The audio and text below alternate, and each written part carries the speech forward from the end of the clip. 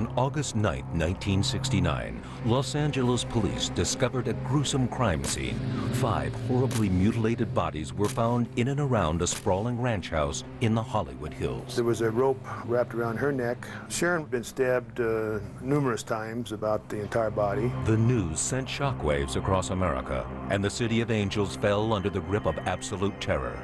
You could feel the fear in this town. You could cut it with a knife. One of the victims was stunning 26-year-old actress Sharon Tate, a name that sadly would forever be linked with pure evil, Charles Manson. This guy is probably the best advertisement for the death penalty. In the next 2 hours, you'll get an inside look at the last days of Sharon Tate, and we'll tell you the story of a talented woman who lost everything, her life, her unborn child, and even her identity to a roving band of monsters. Everyone knows her name, but not many people know who she was, the person behind the name. Sharon Tate's beauty was unparalleled. I can honestly say that I don't think I've seen anybody that's been better looking than her even in the last 35 years. Her sex appeal landed her roles. Both Sharon and I had to be very good looking, and we were kind of Dean Martin's ornaments. And on one film, her striking good looks even landed her a husband, famed director Roman Polanski. Roman then turned to me and said, "Would you mind moving Sharon from where she is staying, where I'm staying?" Sharon Tate's fantastic life and tragic death will be told through photos and incredible never-before-seen archival footage. You'll hear from friends, co-stars, investigators, prosecutors, and for the first time ever on television, you'll hear the terrifying account of the lone survivor in a night of mayhem. I heard somebody saying, "Stop, stop. I'm already dead." You know Sharon Tate, the victim. Now meet Sharon Tate, the person. This is her story, the true Hollywood story. The dream of being for life's ambition was to be a star. Never recover from the public scandal.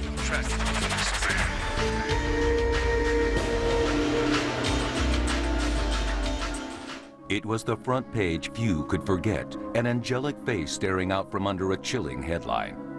For 30 years, Sharon Tate has been known only as a murder victim of Charles Manson, but few remember the woman behind the name. Sharon Marie Tate was born in Dallas, Texas on January 24, 1943. Army Lieutenant Paul Tate and his wife Doris knew they were blessed with a very special baby girl. Tate biographer Greg King.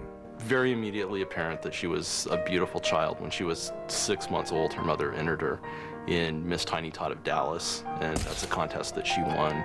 Doris Tate was a war bride raised with conservative values. Doris was a Southern gentlewoman, and she grew up in that tradition where you raised your family and you nurtured your family and cooked and cleaned and took care of your husband. In 1945, when World War II ended, Paul Tate went to work for Army intelligence, relocating his family as new orders directed. Sharon and her younger sisters Deborah and Patty spent much of their childhood bouncing from state to state. I think it was very difficult for Sharon to move around so much. She didn't have the kinds of normal friendships that other children her age had. Although the Tate children were constantly uprooted, Doris managed to create a stable lifestyle for Sharon and her sisters. Sharon's father often traveled for work. When Lieutenant Tate returned home from duty, the atmosphere in the household changed. You had Doris, who on the one hand was very free and fun-loving and wanted to take the girls on picnics and hikes and teach them how to cook, and Paul, whose basic sole concern when he was at home was, have you done your homework? And grilling them about their grades. Sharon grew into a striking teenager, and mother taught daughter how to capitalize on her good looks. When Sharon was 16 and 17, she really started, I think, with Doris's help to concentrate on beauty pageants and the different opportunities that were out there for her. She certainly wasn't blind to the fact that Sharon was a beautiful young woman, and it was a way to improve Sharon's self-esteem. Sharon combined beauty with congeniality and poise. In 1958, she was crowned Miss Richland, Washington. At 16, Sharon Tate hoped to one day be crowned Miss America. But before Sharon could realize her dream, Paul Tate was promoted to captain, and the Tate family was on the move again, this time to Europe. The Tates settled in Verona, Italy in the spring of 1960. 17-year-old Sharon enrolled in Vicenza American High School. She made quite a splash. Former classmate Art Schultz. There was a tremendous rumor going through school that an exceptionally attractive new student was coming, and you just had to see her. And so that day one, you know, I think it was around lunchtime, she came in the cafeteria and you could have heard a pin drop. She was just stunning. Sharon downplayed her beauty and made friends easily. Sheila Plank was one of them. I was like, what? You know, you were in the beauty pageant moving toward a Miss America, I think it was. And of course, that was just like incredible to us. We were like, oh, tell us everything. You know, we were like sponges. And she was very reticent to share anything that featured her or made her stand out. Still, by her senior year, Sharon was homecoming queen and captain of the cheerleaders. Sharon was involved in pretty much everything that we all did. She was a great cheerleader, very flexible, very limber. I mean, the rest of us were all kind of cranking it up, and, you know, Sharon would get out there and just make it look like magic. But life at home was not so idyllic. Sharon's relationship with her father was uneasy at best. Paul was an immensely stern father. He set curfews early. He would call in her dates and make them march into the living room where he, in his full military uniform, would sort of interrogate them before they were allowed to date Sharon. Captain Tate was away on duty in the spring of 1961 when 18-year-old Sharon took a day trip to Verona. In the quaint Italian town, she stumbled onto the set of a movie, Hemingway's Adventures of a Young Man. Sharon watched the filming with great fascination. She happened between shoots to talk to Richard Beamer, who was one of the actors in the film. And he was quite taken with her and actually gave her the card of his business agent, Hal Gefsky, back in Hollywood. In the late 50s and early 60s, many American motion pictures were produced in Italy. When one of those films rolled into Verona, Sharon and her friends were hired as extras. The movie was Barabbas.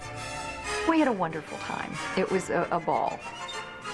Well, we got all dressed up like patricians. We would wait, and we'd all get called in to this part of the arena, and we'd sit there, and then we'd be told to stand up and then do thumbs down. One of the stars of the movie, Jack Palance, took a special liking to Sharon. We showed up at Sharon's apartment, and Mrs. Tate said, oh, there's been a little change of plans. And I said, well, what are the change of plans? And she said, well, Sharon's going to go out with Jack Palance. And I was crestfallen, and I said, so why does he have to take her out tonight? We did get to meet him, but I was very jealous that day. Sharon's father never met Palance. In fact, he was dead set against Sharon's fling with the movie business. But Doris Tate had other ideas. I think Doris was acting a lot behind Paul's back in the sense that she took calls from studios when they were doing casting in Italy. She made arrangements for Sharon to go to Venice and do the Pat Boone show and do a shoot. Sharon graduated from Vicenza American High School in June 1961. I think graduation was meaningful to her, and it was also sad because so many of us were going off to school, and she wasn't quite sure, you know, where she was going to stay. Fate intervened for Sharon in December 1961. Her father received orders to report stateside. The move brought the Tates to the small California town of San Pedro, 20 miles from Hollywood. But San Pedro was just 3 miles from Terminal Island Prison, where inmate number 3845 was serving a 10-year sentence for passing bad checks. Author John Gilmore. Charlie was the smoothest con I've ever met, and above everything else, he was a slick con man, and trained in the best places in the world, which is an entire life in state prison.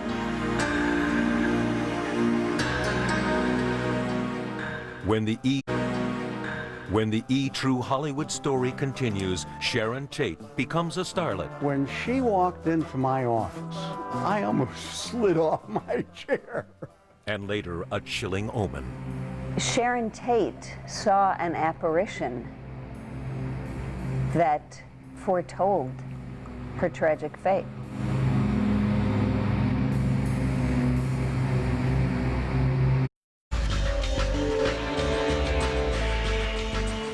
By 1961, Sharon Tate's globe-trotting life brought her within striking distance of Hollywood. The 18-year-old beauty was ready to shed her image as the officer's daughter and adopt a new persona as an actress.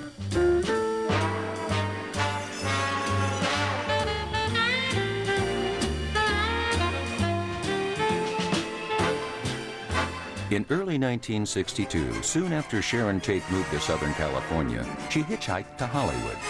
In her pocket was the business card given to her by actor Richard Bamer.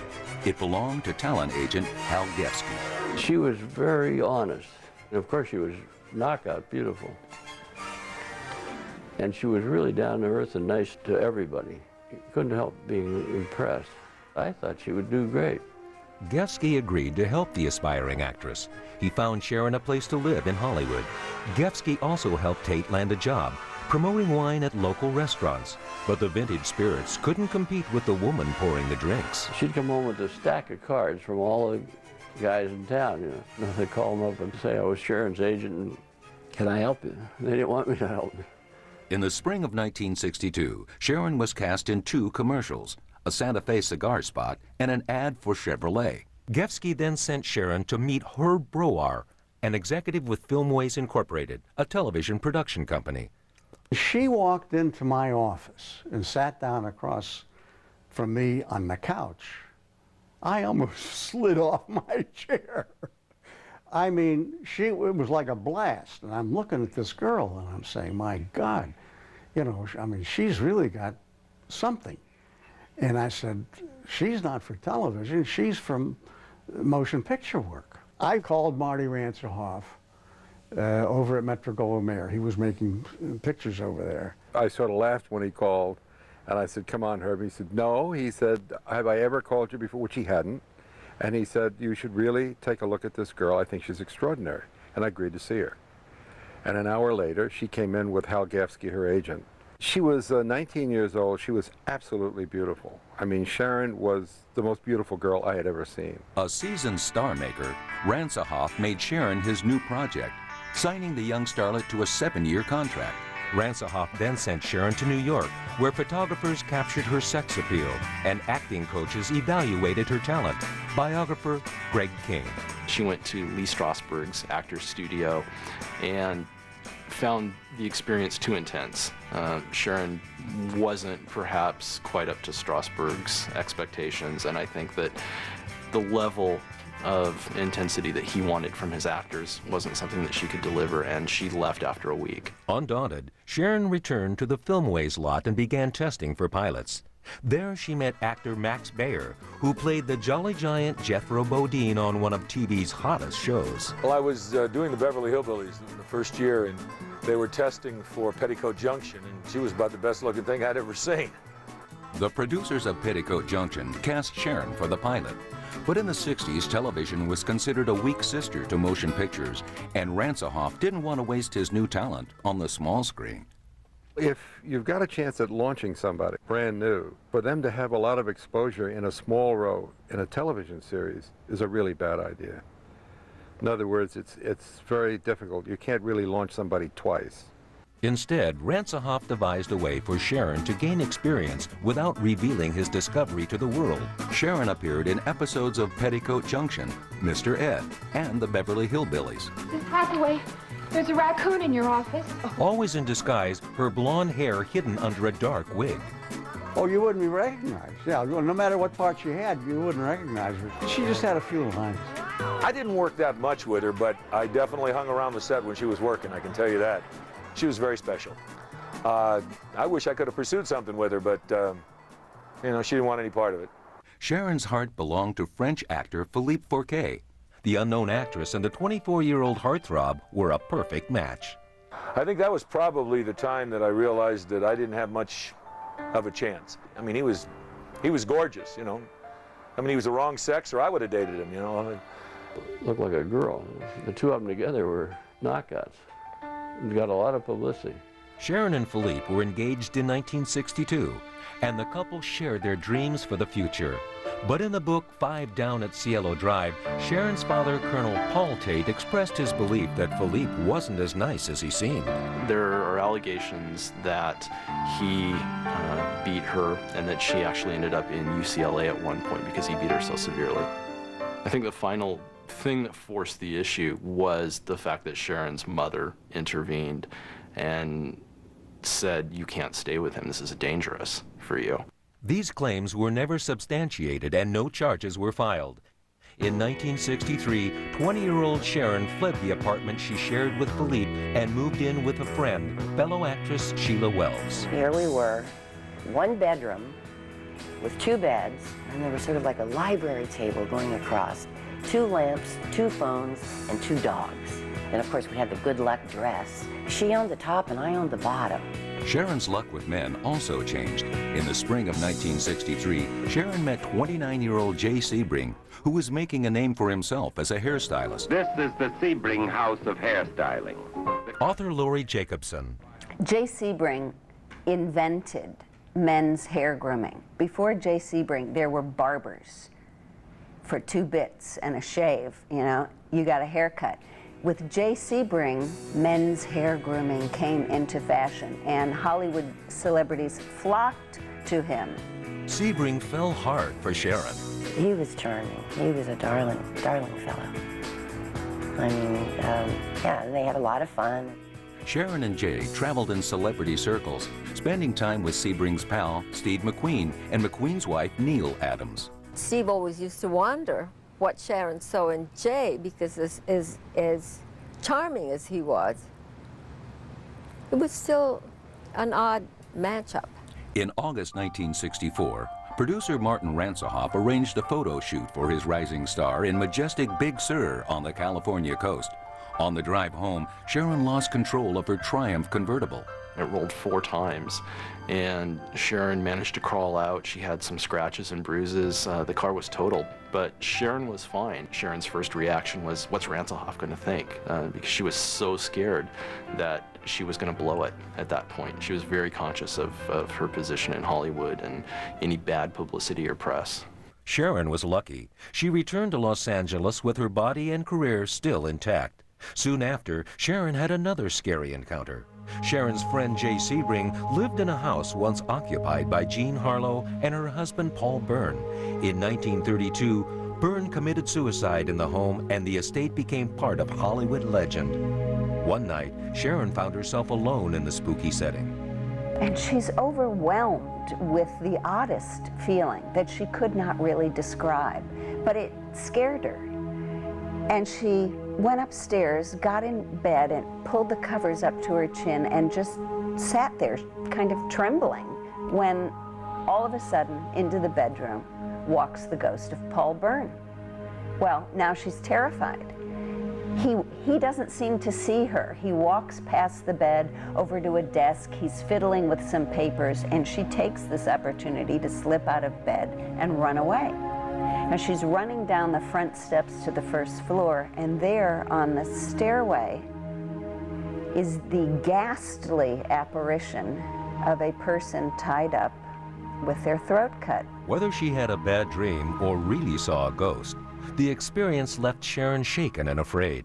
Fortunately, she was able to take her mind off the ghostly visions when she landed her first feature film role in Eye of the Devil. Ransohoff sent her off to London and then to France where they were filming. It's probably one of Sharon's more successful films in that she looks absolutely stunning.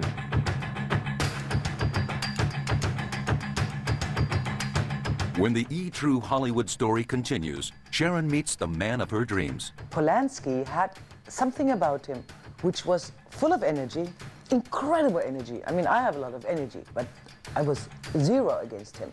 And later, the only survivor of the Night of Terror talks on television for the first time.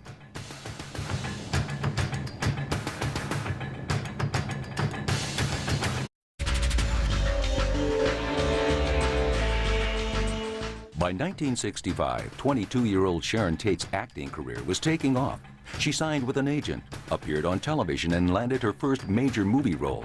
Sharon was well on her way to the fame she desired. Not far from Hollywood, a demon with his sights set on evil was about to be released from Terminal Island Prison. Charlie Manson and Sharon Tate were on a collision course.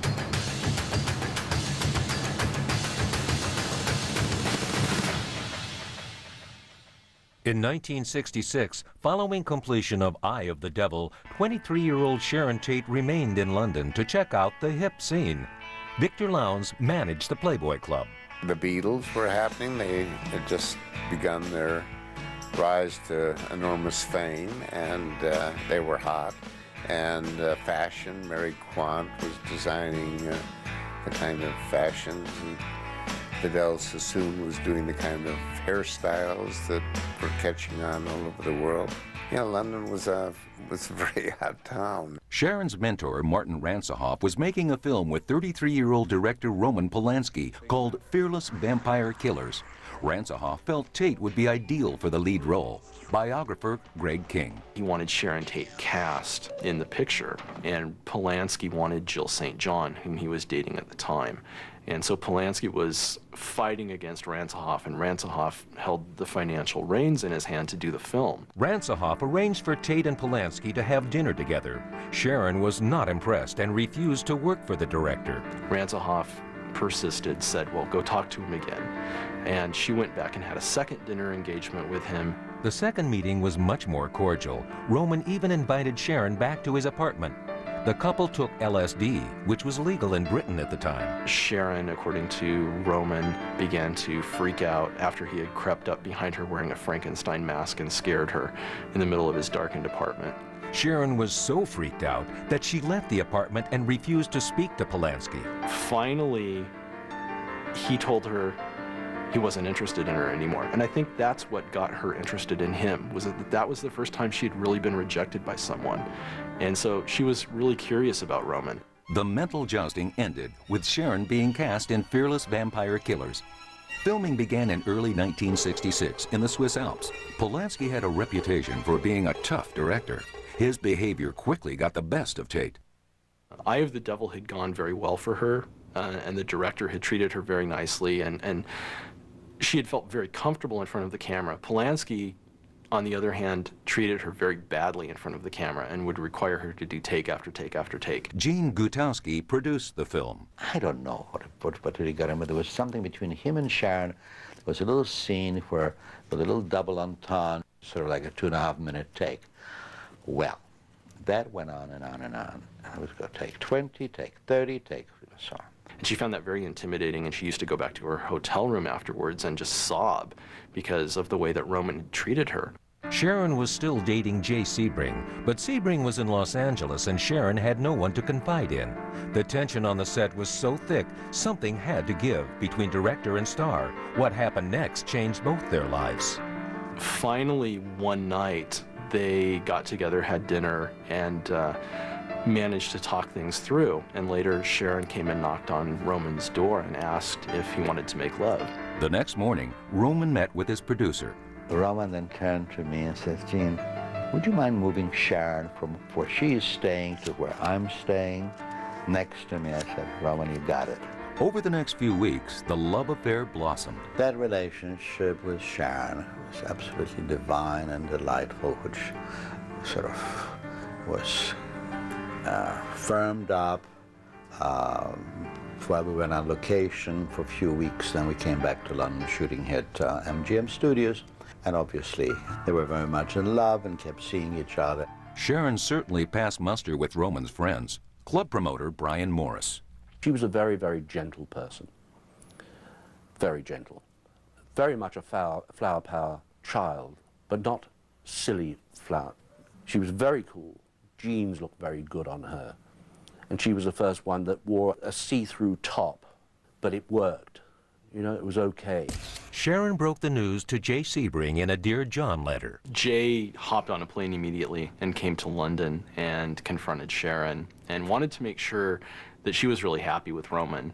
He wasn't so concerned about being dumped. He was more concerned that Sharon was happy.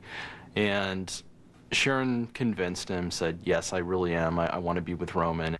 To prove her point, Sharon arranged a meeting between Polanski and Sebring. So the two men finally met and became friendly after a few uncomfortable minutes with each other at the table. And from that point on, the three of them were very close. Across the Atlantic, 32-year-old career criminal Charlie Manson was near the end of a 10-year sentence at the Terminal Island Federal Prison in California.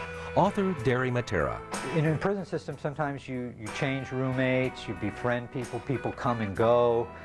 And a musician, some guy who was a musician came through and got, Charlie had that interest, a musician came through, taught him how to play the guitar, did that, and I think that was probably his happiest time in prison, when he met this guy and they did their music together and they passed their days learning music. Manson showed some modest musical talent, but he was content to stay behind bars. He didn't want to be released like so many people that have been there their whole life. He was pretty bummed. I think he even talked the administrators out of releasing him at that point. He didn't know what he'd do on the outside.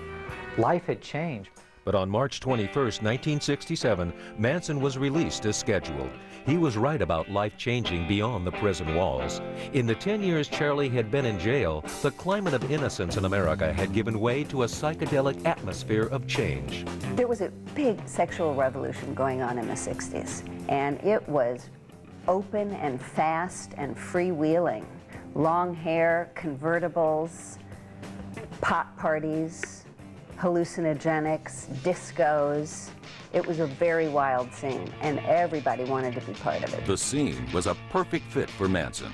Soon after getting out of jail, Charlie arrived in the Haight-Ashbury district of San Francisco, ground zero for the counterculture movement. Author John Gilmore. He merged right into the whole hippie scene and said, hey, they're giving away everything. They're giving away girls, they're giving away guys, they're giving away food, they're giving away everything. I'm going to go get whatever I can get. You played all day, you smoked drugs, you danced with girls, and you slept wherever you found a house that night. Suddenly, the homeless ex-con's life was cool, and he was in paradise. Charlie figured, what a lucky break for me. Times had changed, and he could fit in the world again. In the spring of 1967, Charlie met Mary Bruner, a librarian at the University of California, Berkeley. She's a college girl, educated. She cleaned him up, took him in, and he rewarded her by bringing in another street girl off the street and telling her that all of us are going to be together, and nobody owns anybody, and we're all loyal, and now this is the beginning of the family. The family quickly grew. Manson had a near-hypnotic control over his subjects. His method was to change your life, change your inhibitions. He wanted everybody to be free. He would make love to the girls in almost a degrading way to free them from everything they had learned, their morals, their parents. He usually would do it in a field or in the dirt, maybe with other people watching. He would get them to not be ashamed of their bodies or showing, or he would tell them to go do one of the other guys. By the time Charlie was done indoctrinating the girls, they had new names, no inhibitions, and a constant craving for drugs. In July 1967, while Charles Manson was building his family, 24-year-old Sharon Tate reported to work on the comedy Don't Make Waves in Malibu, California. Sharon played a model and a skydiver whose boyfriend was a bodybuilder on the beach and became romantically involved with Tony Curtis. The plot was weak, but the producers believed their bikini-clad star would save the day. Sharon in a bathing suit was a prime asset, and they really ran with that, with the film, with promotions, cardboard cutouts of Sharon in movie theater lobbies, and she did some copper tone ads in a bikini, and she was really a big selling point for the movie. It's entertainment that fills up the screen like she fills out a bikini. Despite Sharon, the film was only a modest success. Roman Polanski, meanwhile, had agreed to direct a movie in Los Angeles. Roman was working with Paramount and signed to do Rosemary's Baby, and so they had to have a settled home while they were in California. But there was nothing settled about Roman Polanski. He thrived on the hedonism of Hollywood and began to sleep around. Polanski's unfaithfulness hurt Sharon deeply. It was harder in the circles that they moved in because Roman was so indiscreet, and in the tight Hollywood circles in which they lived, the day after he slept with somebody, everyone knew. And it was very hard for Sharon to look at her friends' faces and know that they knew. Sharon's next role was as a model whose only asset, her beauty, fails to bring her happiness. Let's face it, all I know how to do is take off my clothes. Valley of the Dolls was based on the best-selling book of the same name. There were a lot of expectations behind that movie. Everyone expected because the book had been so huge. Now, the all-time bestseller is the motion picture you wanted it to be. 20th Century Fox was really promoting it, that it was going to be a great film. Valley of the Dolls. With Sharon's career on the move, Polanski wanted to turn up the heat. He thought that the best way for Sharon to sort of grab hold of her career, get some publicity, and get more of a hold over her career than Ransohoff was allowing her at that time was to make a big dramatic step. And the step that he recommended was a nude layout in Playboy. 24-year-old Sharon agreed to the layout. Roman used photos he had taken on the set of Fearless Vampire Killers. The Playboy article declared that 1967 was going to be the year of Sharon Tate. But none of Sharon's 1967 films were hits. Even Valley of the Dolls, which premiered in December with a slew of publicity, failed miserably. Sharon was devastated. She turned to Polanski for comfort and something more. He had been married once and divorced already, and really saw no need to be married. Sharon, having been raised by Doris in a rather more traditional Catholic mold, wanted the piece of paper, and she wanted the ring. She wanted to make it legal. And she pestered Roman a lot about that. And Roman usually was able to talk her out of it. But not for long. In January of 1968, while on vacation in London, the conversation once again turned to marriage. They were apparently having dinner over in a restaurant in London and talking about their relationship and how good it was. And apparently Roman said to Sharon, well, I suppose you'll want me to marry you. And she said yes.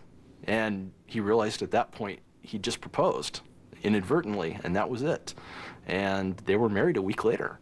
Director Mike Sarn attended their London wedding. It was a very pretty, romantic, new romantic sort of things, and Roman wore a lot of velvet, long hair, and Sharon was extraordinarily beautiful. And the two of them were magic together. They were absolutely beautiful. Two top film folk got spliced, and the press and public turned out in force. He's Polish-born director Roman Polanski. She's American actress Sharon Tate. Victor Lowndes threw a huge bash for the newlyweds at the Playboy Club. Victor gave Roman a most fabulous wedding party at the Playboy Club. And Hefner was there, came in, and just, you know, all of London was there. It was just stupendous.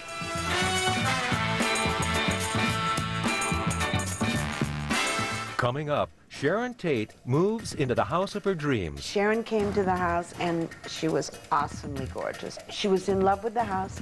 She said, I have to have it. And later, Sharon's dream house becomes a house of death.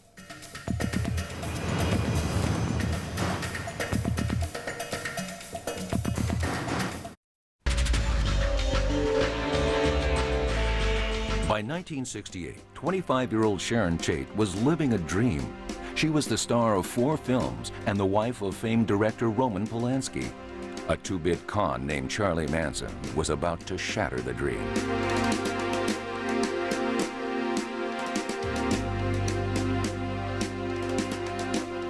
In early 1968, 33-year-old Charlie Manson and his family of young women became bored with San Francisco. Manson scored a van, loaded it with his girls, and traveled south to Los Angeles. Author John Gilmore. From San Francisco down into L.A., Charlie began to formulate the ideas that he could write music. He would write songs on napkins, he'd write lyrics to songs. Charlie wanted to become a recording star. Author Derry Matera. He figures, I'll get a band, I'll cut a record, I'll make this money, and then I'll create my whole world, Charlie world, out in the desert, build a city, be rich, and we'll live this hippie, communal, party, sex, drugs, and rock and roll world. The whole world will leave us alone, and we'll be happy, and we'll go off in the sunset. And that was his dream at this time. Soon after Manson and his clan arrived in L.A., 2 of Charlie's girls met Beach Boy drummer Dennis Wilson. They returned to Wilson's home, and the 3 had sex. Impressed with Dennis's sprawling house and gold records, the girls told Charlie about their adventure. According to Beach Boys biographer Stephen Gaines, a few days later, Dennis came home to a house full of party animals and one strange dude. As he walked up the path of his house, this little man came out. It was Manson. And Manson sank to his knees and bent over and kissed Dennis's sneakers. And told him that he would not hurt him, that he was a philosopher, he was a king, he was a god, he was a musician, and that all of the girls in the house were Dennis's just for the asking. That summer of 1968, Dennis Wilson and Charlie Manson became friends of sorts. Wilson helped himself to Manson's women, while Manson had free reign of Wilson's house and cars. They had a great time. They used Dennis's cars, Dennis's sports cars. They wrecked his cars. They wrecked his Mercedes. They had free delivery from the dairy. They had free delivery of food. During the wild parties, Manson often played his music. Probably they're sitting around high saying, this guy's really good. His rough songs and the intensity of Charlie, that probably worked when you're at someone's house and he's playing a guitar and you're all stoned. Charlie's music was quite authentic. It's almost rockabilly. It was quite good, actually, quite good. Dennis Wilson agreed. He made arrangements for Manson to record in the Beach Boys' private studio. Soon after the sessions, however, Manson and Wilson had a falling out. Eventually, they got into an argument at the house, and Manson pulled a knife on Dennis Wilson. And at that point, Dennis realized that he had to get Charlie out of his house. Dennis Wilson was certainly not about to mess with Manson. When the time came that Dennis wanted the family to move out of his house on Sunset Boulevard, Dennis moved out. He was too afraid to confront them. So Dennis moved out. He moved into a small apartment, and the Beach Boys management had Manson and the family evicted. Manson and his girls moved to Spawn's Ranch, a rundown spread in the LA suburb of Chatsworth. In lieu of rent, Charlie offered up 18-year-old Lynette Squeaky Fromm to the owner of the property, 80-year-old George Spahn. Then Squeaky became the guy's lover. So once Squeaky became his lover, the family was in. That was her assignment, to take care of the old owner of the ranch. So everybody was happy. They were taken care of, and they had a place to live. And it was the beginning of Charlie's dream. And a place for Charlie to teach his philosophy of hate. Prosecutor Stephen Kay. He would preach to them about how Adolf Hitler was his hero for what he did to Jews during World War II, and how Nietzsche was his favorite philosopher, and he was a racist. He wouldn't let minorities in the family. A few miles away on the Sunset Strip, Sharon Tate and Roman Polanski settled in the Chateau Marmont Hotel. Several of the couple's friends also stayed there. Sharon became the group's surrogate mother, friend Brian Morris. And then Sharon would phone and she'd say, come over for dinner. We'd all gather. But the good times had a flip side. Sharon would often tell her friends that Roman's unfaithfulness hurt her. The problem was that when she brought it up to Roman, he would remind her, you told me you didn't want me to change. You knew how I was before we were married, and that this is the way it is. You can accept it or you can't. Sharon accepted. Then, in May 1968, Tate began filming The Wrecking Crew, co-starring Dean Martin and Elfie Summer. We were ornaments for Dean Martin.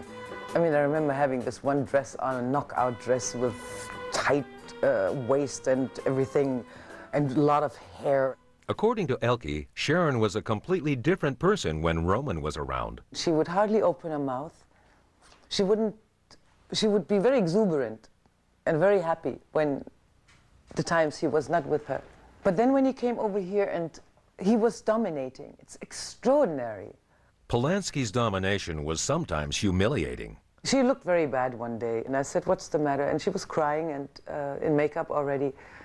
And she said, something happened last night. We went to the party, and my husband, he got upset with me, and he threw me in the pool in front of everybody. And she cried, and she said, what shall I do? I said, Sharon, if it was me, if I was ironing and that man would come home, I didn't use the word man, I used a little stronger expression. If I was ironing, I'd just take the hot iron and just throw it right at him. And I'm not a violent person. The problem was that they each went into the marriage with totally different expectations. And they each wanted something that the other couldn't give. Roman wanted an understanding wife who would let him do whatever he wanted. And Sharon wanted a stable husband who wanted to sit at home nights and have dinner and watch TV. Despite the problems, Sharon was not ready to give up on the marriage. In fact, she was prepared to sacrifice more than her pride. Producer Martin Ransahoff. She came to me and told me she wanted out, that she wanted to quit. She had married Roman, and basically she said she wanted to have a family, she was going to have kids, and she really wanted to forget about acting, and asked if I would release her from her contract. And I said if she was really going to quit and she wanted to give up acting for a family, I would release her. And we did. In 1968, 25-year-old Sharon Tate put her film career on hold. Across town at Spawn's Ranch, Charlie Manson was still preaching hate and making music. Despite the falling out between Manson and Beach Boy Dennis Wilson, one of Charlie's songs, Never Learn Not to Love, appeared on the Beach Boys' 1968 album, 2020. Wilson introduced Manson to record producer Terry Melcher, the son of actress Doris Day. The three agreed to meet at Melcher's house at 10050 Cielo Drive in the Hollywood Hills. So Terry Melcher was now going to help him, just like Brian Wilson was. Get him that recording contract, get that album out, get the money, and then he was off to the desert with the girls. But maybe they thought this whole lifestyle thing was something that they could capture. Maybe it really would be part of a movement. So they decided they weren't just going to record his music. Maybe they should make a documentary movie about him. So they decided that they would go out to the desert and that they would record Manson in his real environment. Terry Melcher hauled a mobile recording studio out to Spawn Ranch. But what happened next turned his stomach. They saw Manson do something very violent for the first time. There was an old drunken stuntman who lived on that ranch. And Manson got into a fight with him and beat the guy up in front of Terry Melcher. And Terry Melcher was so frightened and turned off by the fact that Manson would beat somebody up that after that he had nothing to do with him. Charlie Manson's hopes for a music career were history. Soon after the incident at Spawn's Ranch, Terry Melcher moved out of the rented house on Cielo Drive. Real estate agent Elaine Young recalls showing the house to Sharon Tate. Roman was in Europe. Sharon came to the house, and she was awesomely gorgeous. I couldn't take my eyes off of her. And she skipped through the house, and she said, Elaine, this is my dream house. I was fascinated by the fact that she seemed frightened of Roman. She was smoking cigarettes then, and she said, whatever you do when Roman sees the house, don't tell him I was smoking. He doesn't want me to smoke. She was petrified. A week later, Roman returned to Los Angeles to lease the house. But the owner, Rudy Altabelli, wasn't convinced he should rent to the director and his movie star wife. He just had a feeling not to lease it to them. Altabelli finally relented. On February 12, 1969, Roman and Sharon moved in, and the good times rolled. It was fun. Good gathering of people, interesting people. I remember, you know, I was there making salads with Jane Fonda and Sharon.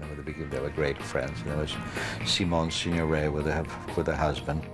And we used to go up there all the time. When we would have parties, and he'd say to me, who should we invite? Because he was in and out of town all the time. So he would invite his co-career friends, Ron Beatty or whoever it was. And then I'd invite Jay Sebring, and then I'd let Mike know. And so we'd wind up with 30 people. Sharon enjoyed the parties, but more than anything else, she wanted a family. When she learned that she was pregnant in early 1969, however, the news was bittersweet. Sharon told a few of her friends that she was pregnant, but she also told them with the proviso that they don't tell Roman, because she wanted to keep it a secret from Roman until she thought the time was right. Soon after Sharon became pregnant, she was offered a role in the film 12+1, set to shoot in her beloved Italy. Since the movie would be finished long before her due date, Sharon agreed to come out of retirement and accepted the part. As Sharon was packing to leave for Europe, Charlie Manson came by looking for the previous tenant, Terry Melcher. He rings the bell of the house. Somebody answers the door and tells Manson, sorry, he doesn't live here anymore. Maybe the landlord who lived in a cottage behind the house knows. So Manson goes back to Rudy Altabelli, who owned the house and rented it out. And he senses something's wrong and doesn't tell him exactly where Melcher has moved to. As Manson left the house, his eyes locked with Sharon Tate's. The next day, March 24, 1969, Sharon boarded a plane for London, where she finally revealed to Polanski that he was soon to be a father. Apparently, what she was doing, at least to a couple of her friends, was waiting until it was too late for Roman to force her to have an abortion in case he tried. She wanted this child. Roman's reaction to her pregnancy seems to have come in two parts. First, he was pretty shocked, and I think was unhappy about it. And gradually he sort of warmed up to the idea. Sharon began to give him books on fatherhood, and he began to read up on it. And I think by the time summer came, he at least was excited about the arrival of the baby. Sharon completed the movie in Italy and returned to London in June of 1969. All she could talk about was the baby, and it was coming, and Roman was really excited about it, and we were all excited. We were all looking forward to it. It was like it was a fairy tale.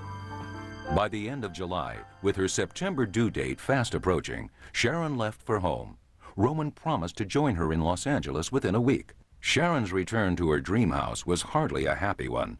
The expectant mother was shocked to learn of yet another of her husband's flings. To make matters worse, the affair, which amounted to a one-night stand, had taken place 3 days or 4 days after Sharon told Roman that she was pregnant.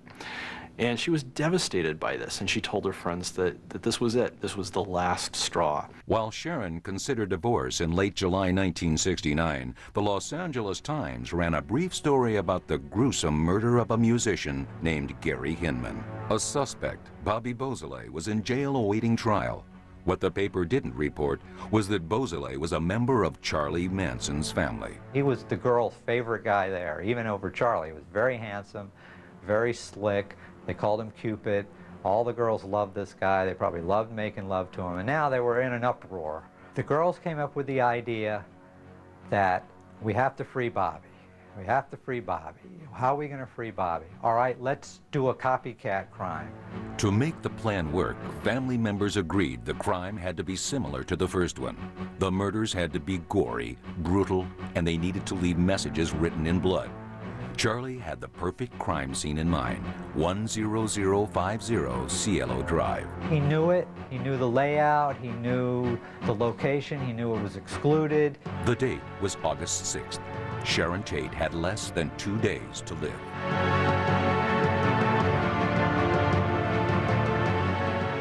Coming up, a first-hand account from the only person to survive the night of terror on Cielo Drive. Her scream, and it alarmed me. And what the hell's going on?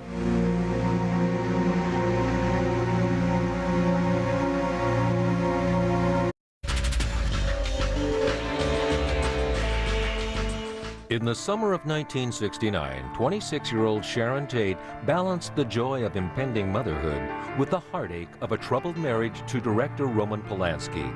Nearby, on the outskirts of Los Angeles, Charlie Manson spewed venom to a cult-like following known as his family. Manson's utopia featured an all-white society with no boundaries, free sex, unlimited drugs, and murder.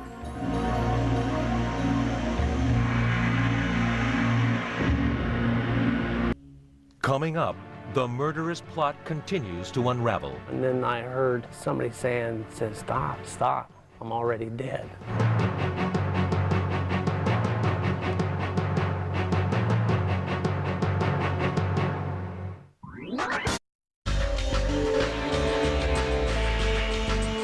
In the early morning hours of August 9, 1969, 4 killers sent by Charles Manson descended on 10050 Cielo Drive, intent on murder.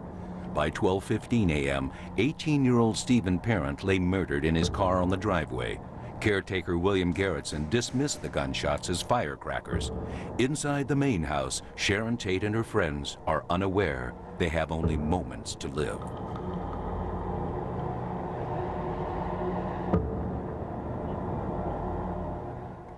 After shooting Stephen Parent to death, Tex Watson turns off the car and motions for the girls to follow him up the driveway.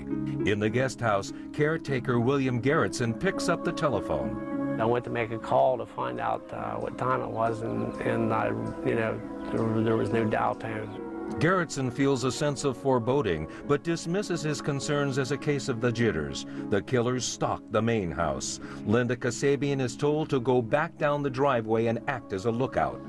Watson climbed in through the window, came around to the front door, and let Susan Atkins and Patricia Krenwinkel in. Now, Watson had a gun, and Krenwinkel and Atkins had knives. Wojciech Frykowski was asleep on the front sofa. Watson tells the girls to check out the rest of the house. Krenwinkel and Atkins walked to the back of the house. Abigail Folger was reading a novel in bed, and apparently there were always so many people around the house that when Atkins and Krenwinkel walked by, Abigail Folger just waved to them. Well, Sharon was sitting on the bed talking to Jay when the door opens to her bedroom, and a young girl dressed in black, barefoot, waving a knife in front of her comes in. This is Susan Atkins. And Atkins collected Sharon and Jay, told them not to ask any questions, took them back down the hall from the bedroom into the living room. Jex Watson wakes up Wojciech Frykowski. Watson told Frykowski that he was the devil there to do the devil's work. And, you know, he had Frykowski just waking up thinking, what's going on here? And so Frykowski didn't do anything. He just stayed there with the gun pointed at him. Watson tried to force Sharon onto the floor in front of the couch before the fireplace. And Jay stepped in and tried to protect her, said that she's pregnant, she couldn't lay on the floor. And it was the last thing he did. And Watson smashed him in the face with the gun and then shot him. And then pandemonium broke loose. Watson ties a rope around Sebring's fallen body and then wraps the end of the rope around Sharon's neck. Frantic, Abigail Folger makes a run for the yard, screaming for help. Krenwinkel chased her out to the front lawn and then pounced on her and started stabbing her. Heard a scream, and the scream sounded like, you know, like somebody was getting ready to get thrown into the pool, you know, or something. I looked through the window, and it seemed to me that there was a girl chasing a girl, and I wondered what's going on. And I didn't look anymore, so, you know, I don't want to look like somebody looking at, you know, looking out the window. Frykowski sees an opening and also makes a run for the front yard. When Frykowski tried to run out the front door, Susan Atkins stabbed him in the leg a number of times. Watson runs outside to stop Frykowski.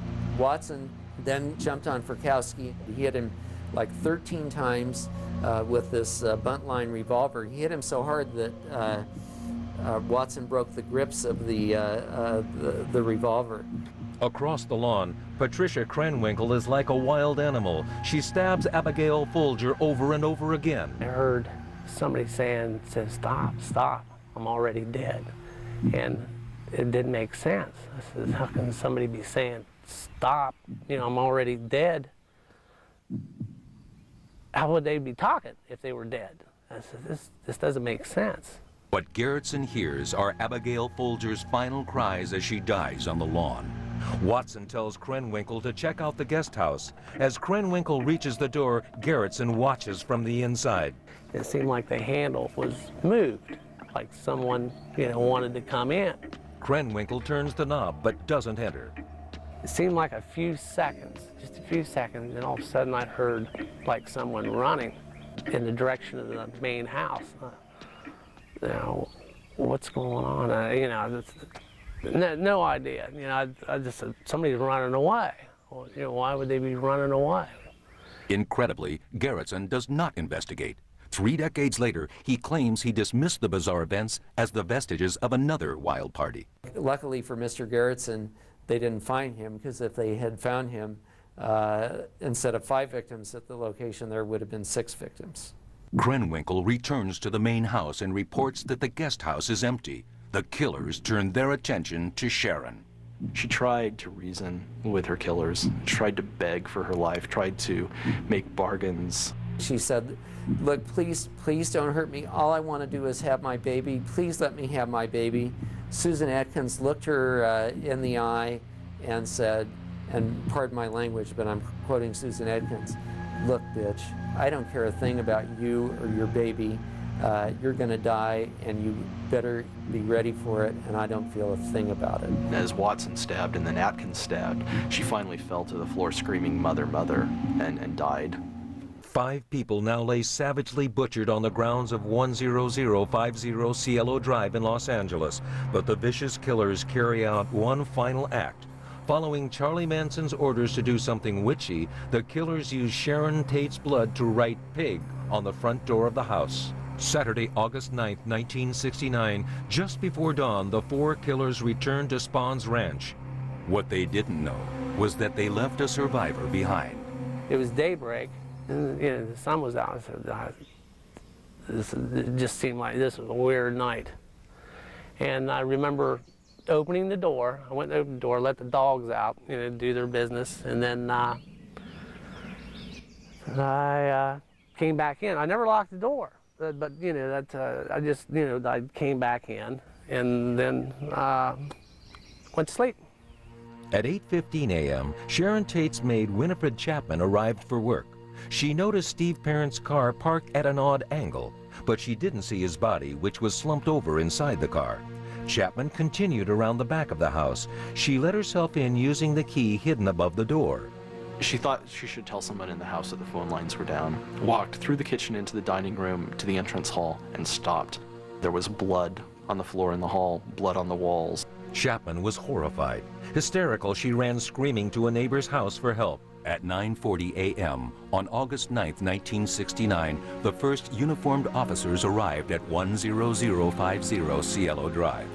Guns drawn, the police crept inside the property. After checking out the grisly murder scene, the officers moved toward the guest house, where they found William Garrettson asleep on the couch, but not for long. I got up, and I see the police officer pointing a gun at me. And he told me, get your hands up, get your hands up. I asked him, what's wrong, what's wrong? Just threw me down on the patio outside, and they said, shut up, we'll show you. They cuffed me and then brought me to my feet. We walked around the front of the guest house, then headed toward the main house, and I looked on the ground. And what I seen, the first thing that I said, oh my God, I thought it was the maid. And then they continued to escort me toward the main house, and I seen Abigail's boyfriend was dead. His eyes was open, and he's on his side. I believe he's on his side. I think he's on his side. So what's going on? Garrettson was shocked and confused by the carnage. He was also a suspect. As the cops read Garrettson his rights and placed him in a police cruiser, the first reporters arrived at the scene. Meanwhile, 20 miles away in San Pedro, California, Doris Tate heard news flashes about a murder in the Hollywood Hills. The names of the victims weren't released. Doris tried to call her daughter, but got no answer. The lines were still cut. She tried again, same result. Doris then contacted Roman Polanski's business agent, William Tennant. Tennant arrived at the grisly scene just before noon on August 9th. He faced the grim task of identifying the victims. Tennant, when he went to identify the bodies, was pretty traumatized. He went through and identified Wojtek and Abigail on the lawn, went inside, identified Sharon, looked at Jay, who had been kicked in the face repeatedly, beaten, stabbed, and tentatively identified him, but was so sickened that he went outside and threw up repeatedly. Tennant pulled himself together and then related the ghastly news to Sharon's husband, Roman Polanski, in London. He called me around 8 o'clock London time and told me that something happened in the house. I didn't know at first what house he was talking about. He said, it's your house. And then he told me that they were all dead. Polanski hopped the first plane home. Meanwhile, William Tennant called Colonel Paul Tate, who was on assignment in San Francisco. Tate then notified his wife.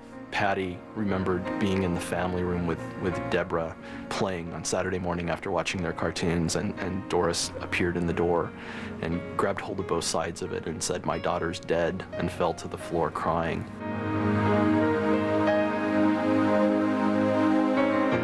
When the E! True Hollywood story continues, Sharon Tate's murder almost goes unsolved. LAPD believed that the killing of Sharon Tate and her friends were due to a dope deal.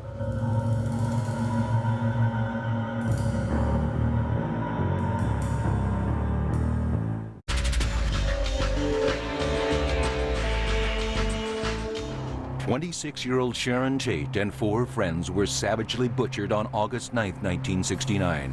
When police arrived on the scene, the only survivor they found was 19-year-old caretaker William Garretson. He was immediately placed under arrest. But as the police pursued false leads, the real killers planned yet another gruesome night of terror.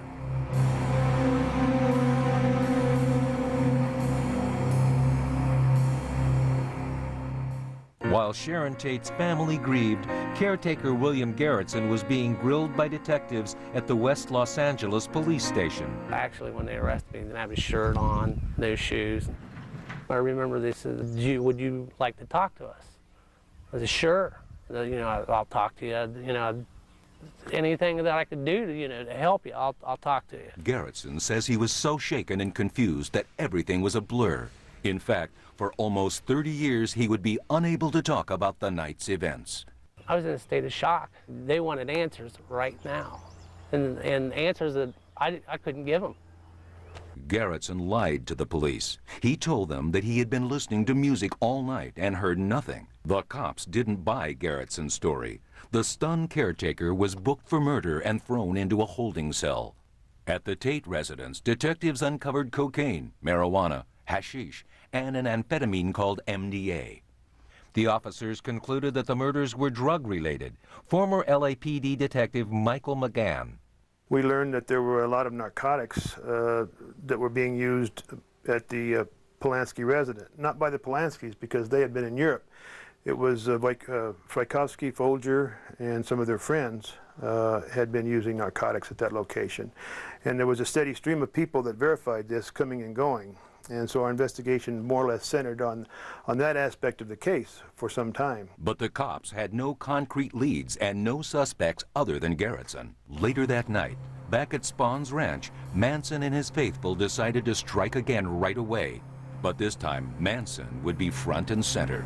And they started out that night like almost like a Sunday school trip. They were in the car, they were singing. The field trip meandered through the streets of Los Angeles, ending at 3301 Waverly Drive, 20 miles from the Tate Polanski residence. The house was owned by Lino and Rosemary LaBianca, a couple in their 40s. At around 2 a.m. on August 10th, only 24 hours after the Tate murders, Charles Manson entered the house. He went in there and he just tied him up and told them that he wasn't going to hurt him. And then he went back to the car and he told the people to go chew him up again. They did. Tex Watson, Patricia Krenwinkel, and a new addition to the pack of killers, Leslie Van Houten, savagely stabbed the LaBiancas. Then, in their victims' blood, the killers wrote "Rise, Death to Pigs," and "Helter Skelter."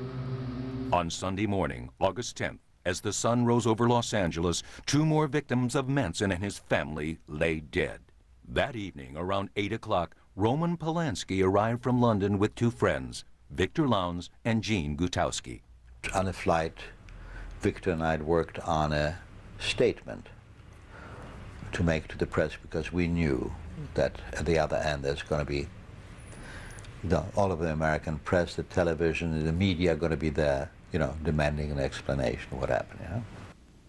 Sharon not only didn't use drugs, she didn't touch alcohol, she didn't smoke cigarettes.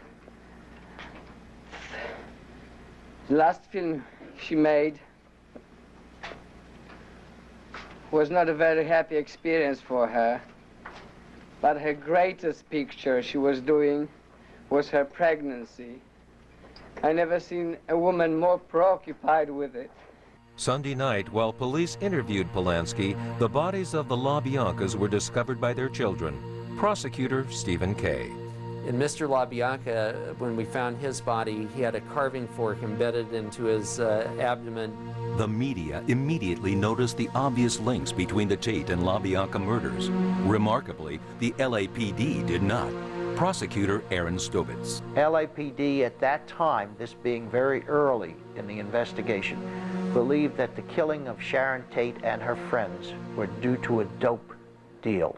While police continued to investigate the drug connection, William Garretson passed the lie detector test. He was set free on Tuesday, 3 days after being arrested. They didn't allow me to take a bath, brush my teeth, anything during this 3 days. I smelled like something out of the zoo. They handed me this shirt. It's a white shirt. I remember walking out into the hallway when I was being released, and there's a bunch of reporters and stuff. You know, I mean, I was in complete, I was exhausted. He is released. I'm confident that he will not be rebooked in any charge, and as far as criminal charges, the matter is at an end. It was just, it was a very, very disturbing experience. By Tuesday, Sharon Tate's films were already reappearing in local theaters. This time, Sharon received top billing. On Wednesday morning, August 13th, Sharon Tate was buried at Holy Cross Cemetery in Culver City. Sharon's parents and Roman and her sisters were just devastated. And it was made even worse by the fact that even at the graveside, there were 100 press photographers clicking away from 50 yards, and the family had no privacy. The press also fanned the flames of paranoia, concentrating on the drug angle. They began to actually accuse the victims of bringing about their own deaths. The rumors about sex and drugs and sadomasochism and pornography and witchcraft, and none of it turned out to be true. Still, many celebrities began taking stock of their lifestyles. Well, I think that there was a fear that went through Hollywood that was unreal. I mean, you could just, everywhere, there was a sense in the air that the Hollywood stars were just panic-stricken because they thought they might be next. And I believe that there was so much narcotics prevalent at that time that the 60s ended with those murders, I think.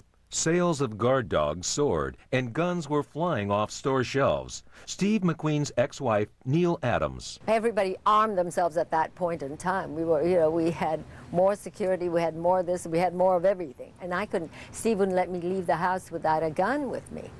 Over the next few weeks, the police turned up few leads. Ironically, in an unrelated case, LA County Sheriff's deputies raided Spahn's ranch. The cops found what they were looking for, stolen cars. But because of a misdated search warrant, no one was charged.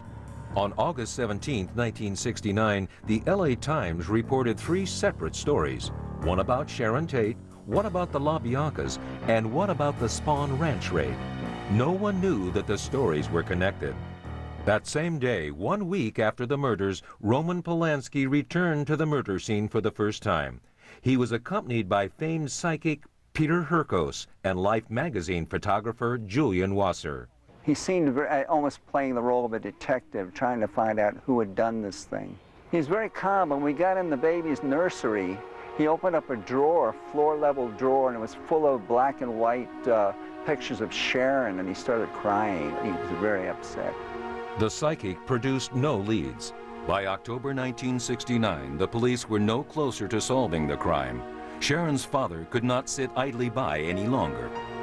I think the frustration eventually led Paul to try to do his own investigation. Polanski also started gathering clues. The director even looked at his own friends as possible suspects. I had better access to people around of our circles, were hermetic to any kind of police investigation. I could look for this, for example, and I was looking for a certain type of glasses. I was also looking for any trace of blood in cars of people that I knew. I had chemicals, you know, that I could smear and check whether there were any traces of blood on the pedals or steering wheel or seats or whatever. So I spend my night sometimes in the garages of my friends, you know, just going through those cars, and of course I didn't find anything. Meanwhile, Manson packed up his family, left Spahn's ranch, and headed east into the desert. They moved farther away. They moved to another ranch farther away. Now Charlie's getting away from the heat. He feels it coming. But Manson and his family didn't lay low for long. They were soon raising hell, vandalizing public property.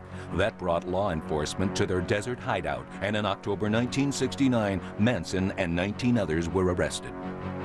Susan Atkins was one of the family members taken into custody, but she was also wanted in Los Angeles in connection with the murder of musician Gary Hinman. In jail, Atkins tried to show off to her cellmates. She told them her grisly tales of murder. She goes ahead and tells about her implication in the killing of the people in Benedict Canyon, and how she personally killed Sharon Tate, and how Sharon Tate had begged for her life and the life of her baby. Atkins' cellmates immediately informed their jailers, who in turn called the LAPD. Detectives arranged to interview Atkins. During the interrogation, Atkins revealed the gruesome details of the Tate LaBianca murders. The police finally had a break. Based on their information, they arrested Charlie Manson, Susan Atkins, Patricia Krenwinkel, and Leslie Van Houten. Tex Watson fled to Texas, where he was arrested. While extradition papers were issued to return Watson to Los Angeles, millions of citizens heard the news they anxiously awaited. We went over to the police building and announced, after Chief Davis made the announcement, that through these thousands of hours of police investigation, the killings had been solved. And we got up there. There were over 200 newspaper people and radio and television. At that time, it was the crime of the century, and it was given to complete coverage. Atkins, who was facing the death penalty if convicted, agreed to testify against Manson. She was promised a lesser charge. But as the trial neared, the young woman Manson called Sexy Sadie dropped a bomb. She refused to speak. As soon as she got into court and saw Manson, she told us right then and there she's not going to testify.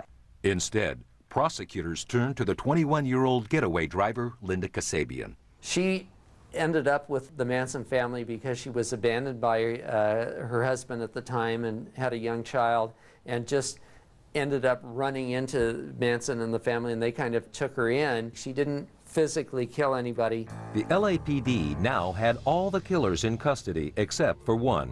Tex Watson remained in Texas fighting extradition. The trial for the Tate and LaBianca murders began on June 14, 1970. Susan Atkins, Patricia Krenwinkel, Leslie Van Houten, and Charles Manson were all tried together.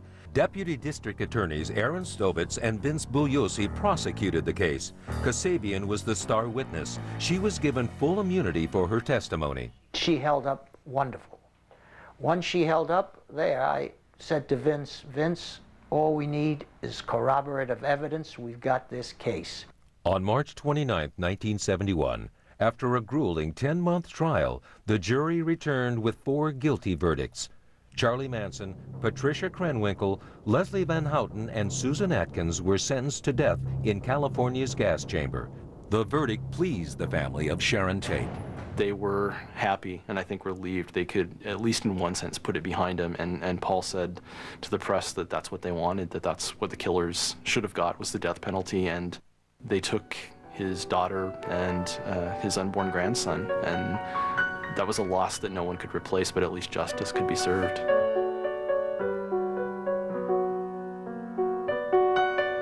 Coming up, Sharon's mother goes face to face with one of her daughter's killers. What mercy, sir, did you show my daughter when she was begging for her life?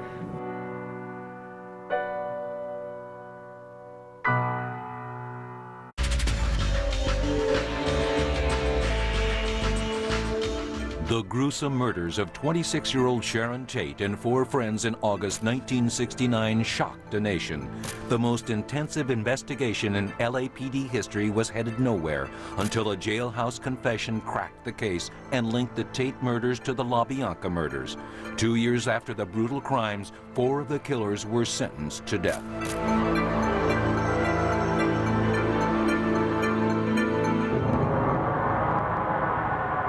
On October 12, 1971, Manson family member Tex Watson was also convicted of the Tate and LaBianca murders.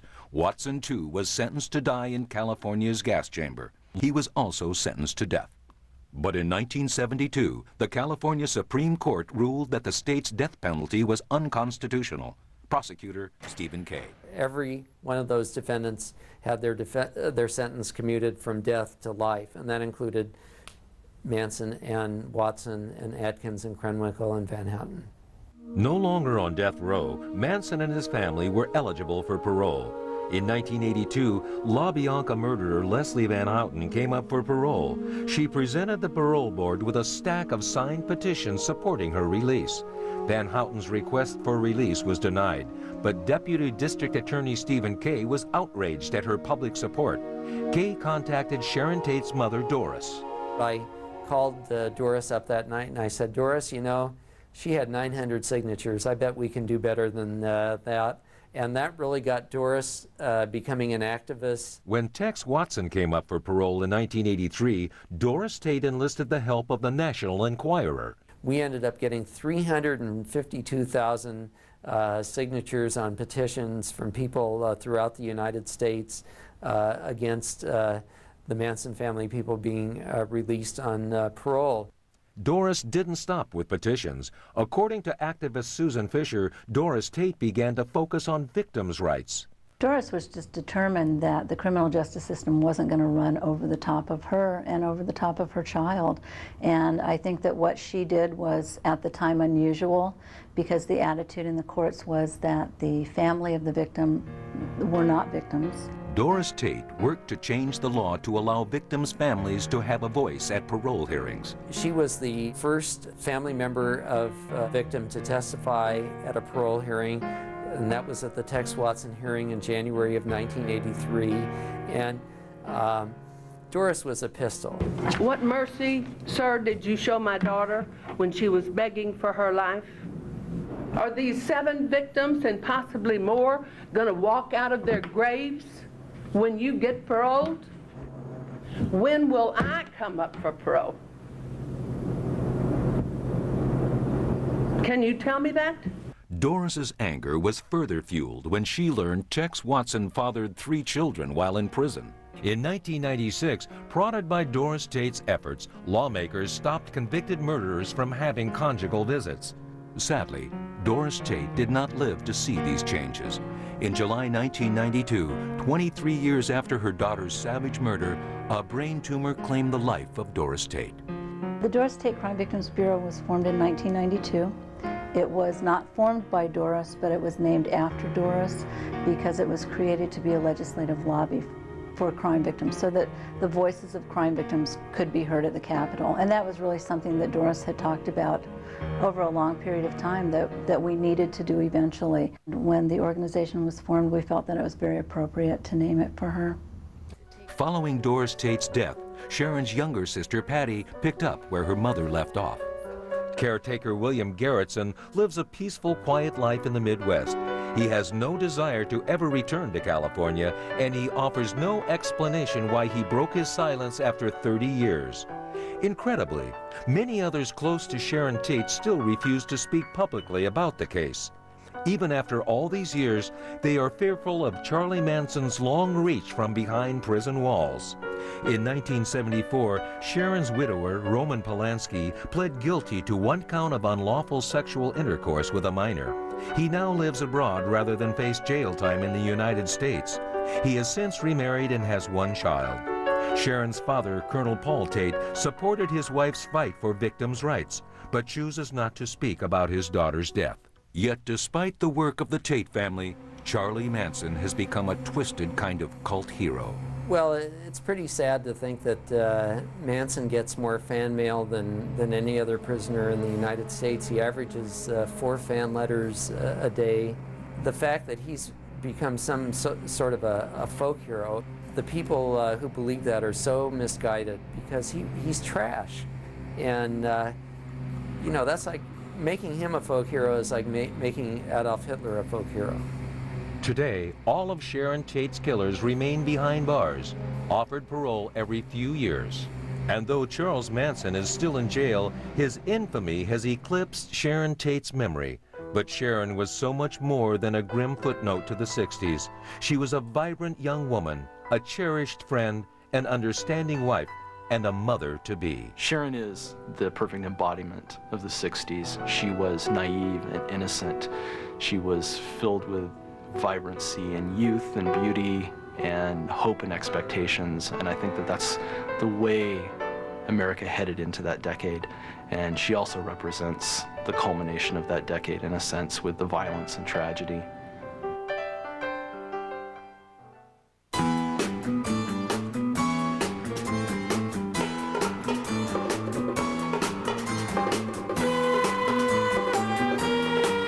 Go to hell with him. Let him droop.